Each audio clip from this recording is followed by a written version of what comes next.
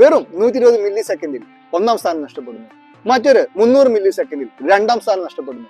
ഞാൻ പറഞ്ഞു വരുന്നു 2026 പുന്നമടൽ കായലിൽ നടന്ന 72ാമത് നെഹ്റു ട്രോഫി ടൂർണമെന്റിന്റെ ചുണ്ടൻ വള്ളത്തിന്റെ ഫൈനലാണ്.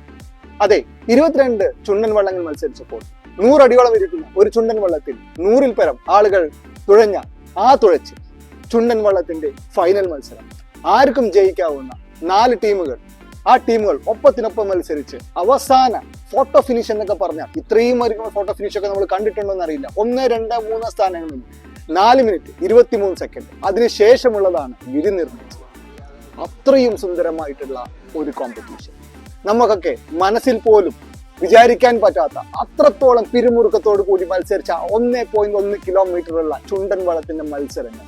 ഒന്നാം സ്ഥാനം ഇപ്രാവശ്യം അടിച്ചെടുത്തത് കൊല്ലത്തിൽ നിന്ന് അരോമ ബോട്ട് ക്ലബ്. രണ്ടാം സ്ഥാനം നടുഭാഗം ചുണ്ടൻ. മൂന്നാം സ്ഥാനം കഴിഞ്ഞ പ്രാവശ്യത്തെ ചാമ്പ്യന്മാരായ വിയൂപുരം. അതെ, നമ്മുടെ വള്ളംകളി ചെറുപ്പക്കാരുടെ കയ്യിൽ ഭദ്രമാണെന്ന് ഇപ്രാവശ്യം തെളിയിച്ചിരിക്കുകയാണ്. നടുഭാഗം ചുണ്ടത്തിന്റെ ക്യാപ്റ്റനും വൈസ് ക്യാപ്റ്റനും ചെറുപ്പക്കാരികളായ പെൺകുട്ടികളായിരുന്നു. ചുണ്ടൻ വള്ളത്തിന്റെ മത്സരങ്ങൾ ഈ തലമുറ വിട്ടു കഴിഞ്ഞാലും അടുത്ത തലമുറയിലേക്ക് അതിസുന്ദരമായിട്ട് ബാറ്റൺ കൈമാറ്റം നടന്നുകൊണ്ടേയിരിക്കുകയാണ്. 72ാമത് നെഹ്റു ട്രോഫി വള്ളംകളിയിൽ കണ്ട അതേ ആവേശം ഇനിയും അങ്ങോട്ടുണ്ടാവട്ടെ എന്ന് പ്രത്യാശിക്കും. അതെ, കേരളത്തിന്റെ ഈ ജലോത്സവം ഒരിക്കലും മരിക്കാൻ പോകുന്നില്ല. വീണ്ടും നമുക്ക് അതിസുന്ദരമായ ഒരു മത്സരങ്ങൾക്ക് ഒരു വർഷം കൂടി കാത്തിരിക്കാം.